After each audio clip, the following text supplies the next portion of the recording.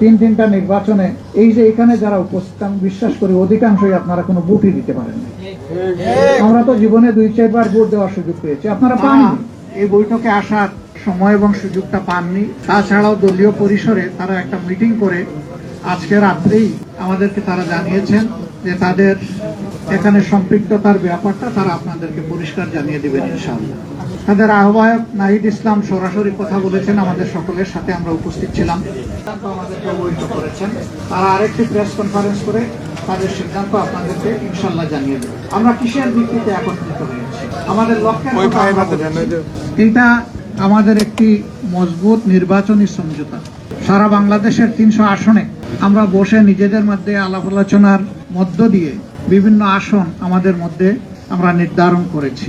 যেহেতু দুইটা দল একেবারে শেষ পর্যায়ে এসে আমাদের সাথে তারা যুক্ত হয়েছে, আরো অনেকগুলো দল তারা আগ্রহী ছিলেন, অনেকের আগ্রহ সত্ত্বেও আমরা সেভাবে তাদেরকে সম্পৃক্ত করতে পারছি না।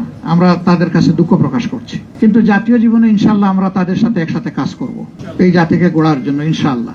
আমাদের আসন সমঝোতা অলমোস্ট কমপ্লিট।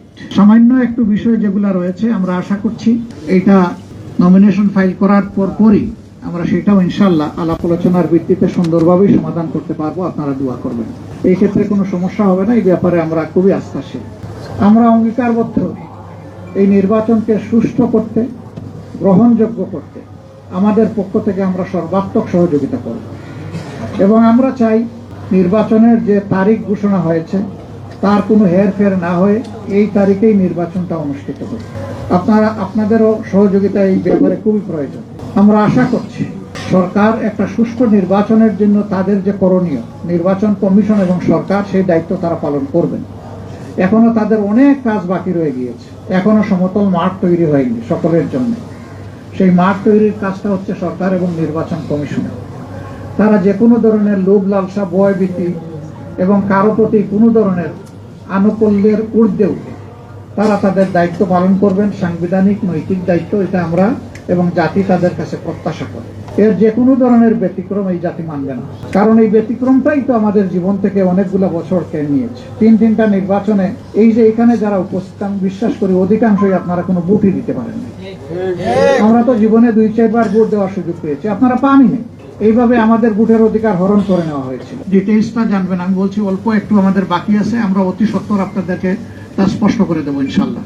মাননীয় আমির, আপনাদের এটা রাজনৈতিক জোট ছিল, 8 দলীয় জোট, আগে রাজনৈতিক জোট ছিল, এখন যে জোটটা হচ্ছে সেটা কি নির্বাচনী জোট না শুধুমাত্র রাজনৈতিক জোট সহকারে হচ্ছে? এটা দেশ গঠনের জোট, এটা নির্বাচনের জোট, এটা রাজনৈতিক জোট, এটা সকল ধরনের, মানে ওই জোট বলেন আর সমঝোতা বলেন যাই বলেন, এটা সবগুলা পারপাস কভার করার জন্য। এখানে কোনো একক দল কোনো আসন বন্টন করবে না। আমরা যেখানে যার ন্যায্যতা তার ভিত্তিতেই আমরা আলহামদুলিল্লাহ আসনগুলো হাতে তুলে দিব। সবাই সবাইকে তুলে দেবে, এখানে নির্দিষ্ট কোনো দল কাউকে তুলে দিচ্ছে না। তারপরেও বিশেষ কোনো বিষয় থাকলে আমরা আমাদের মধ্যে আলোচনা করবো প্রয়োজনে। ধন্যবাদ আপনাদের সবাইকে, অনেক ধন্যবাদ। হ্যাঁ, সেটাই তো আপনি চাচ্ছেন।